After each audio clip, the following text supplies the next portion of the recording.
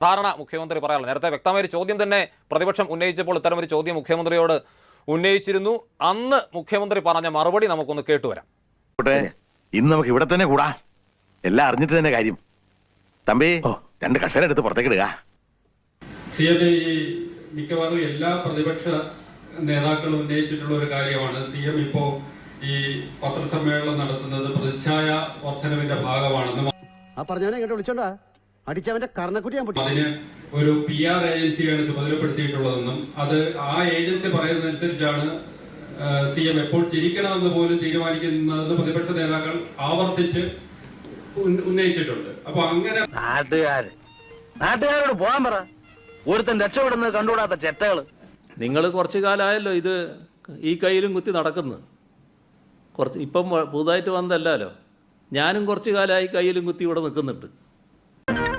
അപ്പറഞ്ഞ ഹിക്കുമത്ത് ഞമ്മക്ക് പിടികിട്ടിയില്ല. നമ്മൾ തമ്മിൽ ഇപ്പം ആദ്യമായിട്ട് കാണുകയല്ല, കുറേ കാലമായിട്ട് കണ്ടുകൊണ്ടിരിക്കുന്നുണ്ടല്ലോ.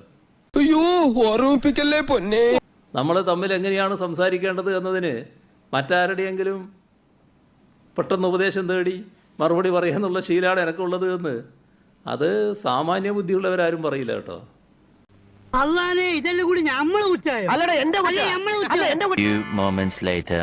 ഏജൻസി കൈസന്റെ ഒരു വിശദീകരണം വന്നിട്ടുണ്ട്. അഭിമുഖം തയ്യാറാക്കിയതിലെ പങ്ക് അവർ സ്ഥിരീകരിക്കുന്നു.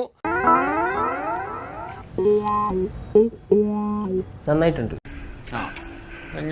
നമ്മൾ തമ്മിൽ എങ്ങനെയാണ് സംസാരിക്കേണ്ടത് എന്നതിന് മറ്റാരുടെയെങ്കിലും പെട്ടെന്ന് ഉപദേശം തേടി മറുപടി പറയാന്നുള്ള ശീലമാണ് എനിക്കുള്ളത് എന്ന് അത് സാമാന്യ ബുദ്ധിയുള്ളവരാരും പറയില്ല കേട്ടോ.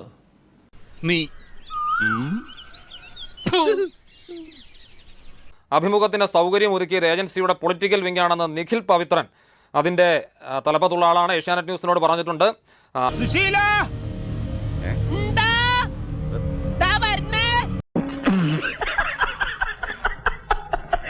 അപ്പോൾ എന്തായാലും ഹിന്ദു പത്രം അത്തരമൊരു PR ഏജൻസിയെ നിയോഗിക്കാനുള്ള സാധ്യത എത്രയാണെന്ന് കാണുന്നവർ ആലോചിക്കുക. നിയോഗിച്ചത് ആരാണ് എന്ന് സാധാരണ യുക്തിയിൽ ഊഹിക്കാവുന്നതേ ഉള്ളൂ. പണിയെടുത്ത് തിന്നണമെന്നൊക്കെ ആഗ്രഹമുണ്ട് സാറേ, പക്ഷെ പറഞ്ഞു പറ്റിച്ച് തിന്നാലേ വായിന്നിറങ്ങുള്ളൂ. ഞാൻ പോകുന്നു. ബൈ.